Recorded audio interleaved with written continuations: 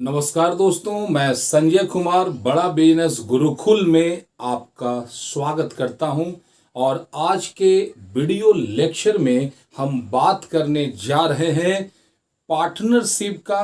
बहुत ही अहम और इम्पॉर्टेंट एक टॉपिक है जिसका नाम होता है interest on drawing. Interest on drawing को समझने के पहले आपको ये समझना होगा कि ड्राइंग कहते किसको है। तो दोस्तों, बिजनेसमैन चौबीसों घंटा बस एक ही काम करता है और वो काम होता है उसका बिजनेस। लेकिन सोचो, एक बिजनेसमैन है तो उसका परिवार है या नहीं है? होगा ना। तो उस परिवार में उसके बहुत से घरेलू खर्चे होंगे, उनके बच्चों का स्कूल का फीस होगा, उसके घर का किराया हो सकता है, उसके घर का राशन पानी का खर्चा हो सकता है।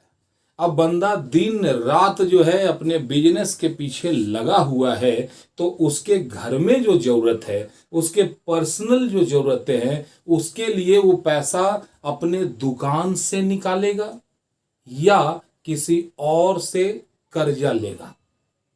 बिल्कुल सही सोच रहे हैं भाई, अपना बिजनेस है तो अपने बिजनेस से पैसा निकालेगा।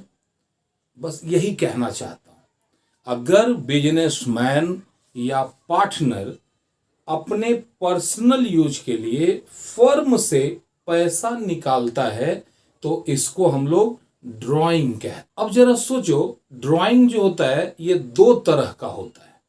एक ड्राइंग होता है ड्राइंग आउट ऑफ कैपिटल, और एक होता है ड्राइंग आउट ऑफ प्रॉफिट। तो आउट ऑफ कैपिटल का मतलब क्या हुआ?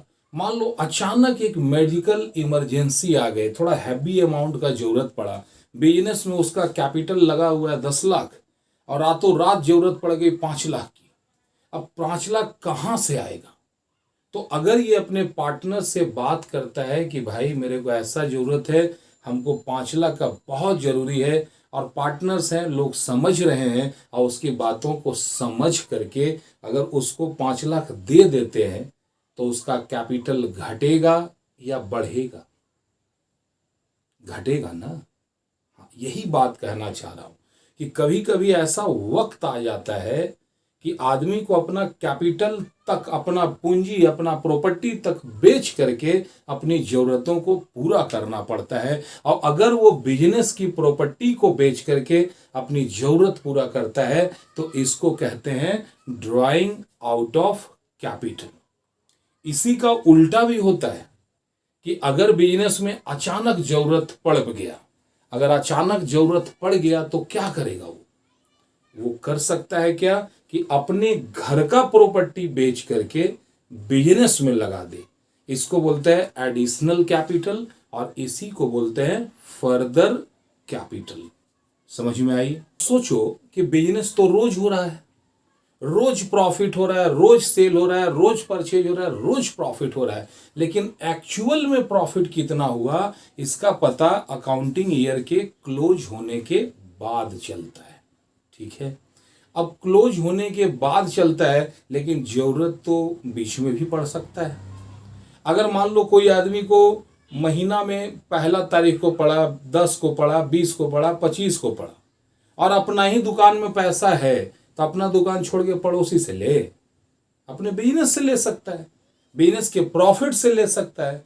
तो अगर बीचों बीच जिसके चलते उसको एसेट्स नहीं बेचना है, गुड्स बेच करके जो काम हो जा रहा है, इसको बोलता है ड्राइंग आउट ऑफ गुड्स या प्रॉफिट। तो आउट ऑफ कैपिटल वाले में ज्यादा टेंशन नहीं है। मेन जो प्रॉब्लम है ये है ड्राइंग आउट ऑफ प्रॉफिट। अब इसमें सोचना कि ये ड्राइंग होता कब कब है, लेता कब कब है। तो टाइम देखो, एक होता है मंथली ड्राइंग होता है, एक वीकली ड्राइंग होता है, एक हाफ ईयरली होता है, एक क्वार्टरली होता है। मतलब क्या कि कोई आदमी महीने महीना महीना महीना निकाल रहा है। अब महीना में 3 बात हो रहा है कि या तो महीना का पहला तारीख हुआ, निकाल लिया, महीना का आखिरी हुआ, निकाल लिया, या फिर बीचों बीच हुआ, या डेट नहीं मालूम है, ना पहले निकाला ना लास्ट में निकाला, बीचों बीच निकाला। तो बीच में जो निकालता है इस पे कैसे इंटरेस्ट कैलकुलेट करें।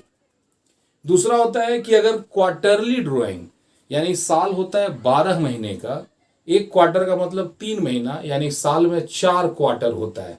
तो अगर वो क्वार्टरली ड्राइंग कर रहा है तो महीना के क्वार्टर के शुरू में, क्वार्टर के लास्ट में, क्वार्टर के बीच में। क्लियर है। अगर उसी तरह कोई अगर हाफ ईयरली ड्राइंग कर रहा है तो हाफ ईयर के शुरू में, हाफ ईयर के एंड में, या फिर बीचों बीच। ये 9 कंडीशन हो गया।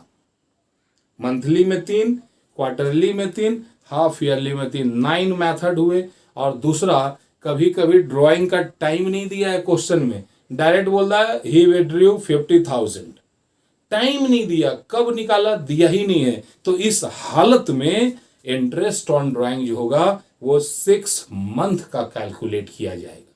सिचुएशन चाहे कोई भी हो, अगर drawing middle of the period दिया हुआ हो तो ड्राइंग हमेशा 6 मंथ का निकाला जाएगा।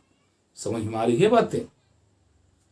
अब हम स्क्रीन पे देखेंगे और समझेंगे कि कैसे कैसा सीन आता है, कैसा कैसा सिचुएशन आता है और ड्राइंग कैसे निकालते हैं। इंटरेस्ट का फार्मूला क्या याद है? PRT divide by 100, principal rate of interest by 100 into time. यहां पर भी सेम यही फार्मूला लगेगा, लेकिन अगर मान लो कि इंटरेस्ट ऑन ड्राइंग निकालना है तो प्रिंसिपल के जगह में ड्राइंग का अमाउंट लिख देना।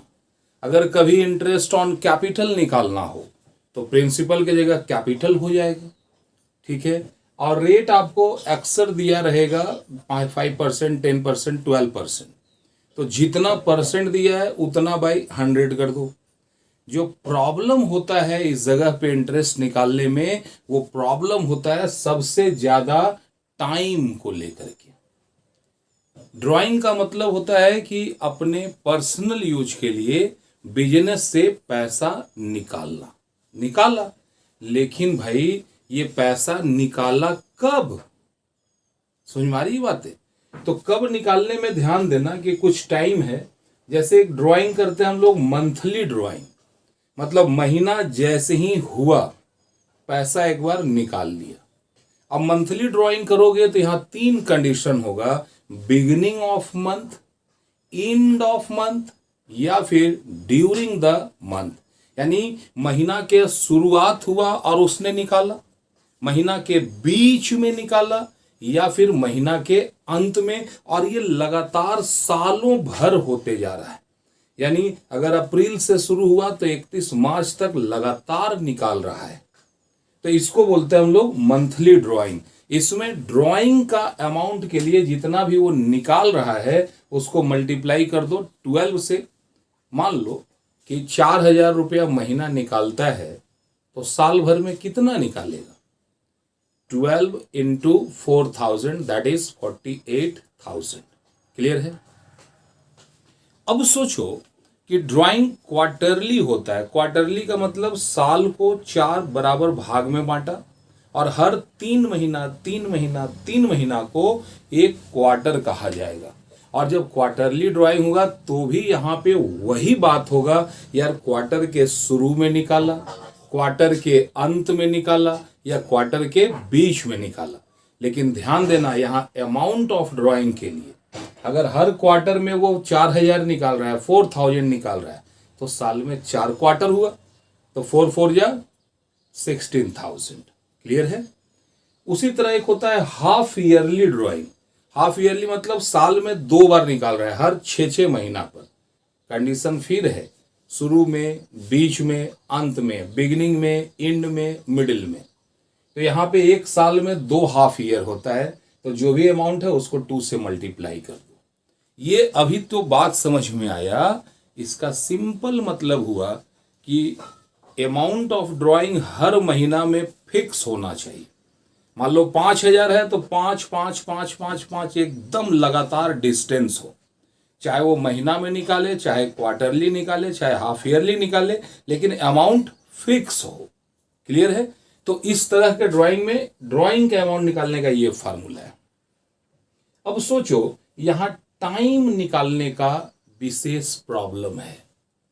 मान लो कि जनवरी में निकाला 5,000, फरवरी में 5, मार्च में 5, अप्रैल में 5, ये हर महीना में 5 निकालते जा रहा है। तो भाई आखिर एवरेज निकालेंगे तो ये कितने महीने का ड्राइंग हुआ, ये जानना जरूरी है कि नहीं। तो इसका एवरेज का फार्मूला है कि चाहे मंथली हो, हाफ ईयरली हो या क्वार्टरली हो।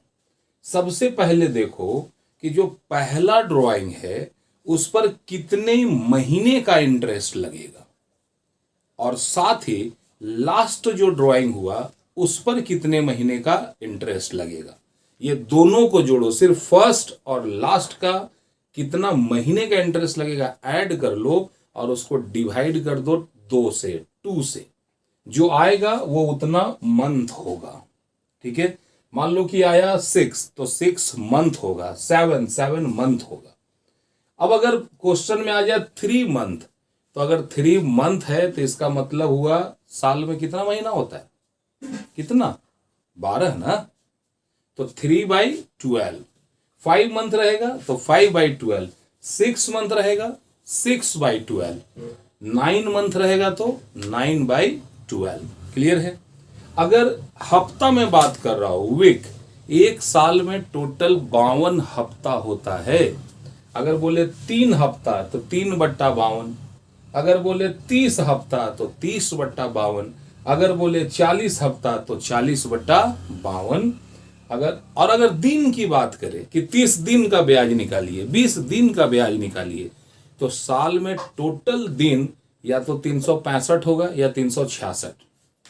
जब लीप ईयर होगा तो डेज 366 हो जाएगा। लेकिन एवरेज में हम देखेंगे 365 मान रहे हैं, कभी दिया रहेगा तो उसमें हम 366 भी कर सकते हैं।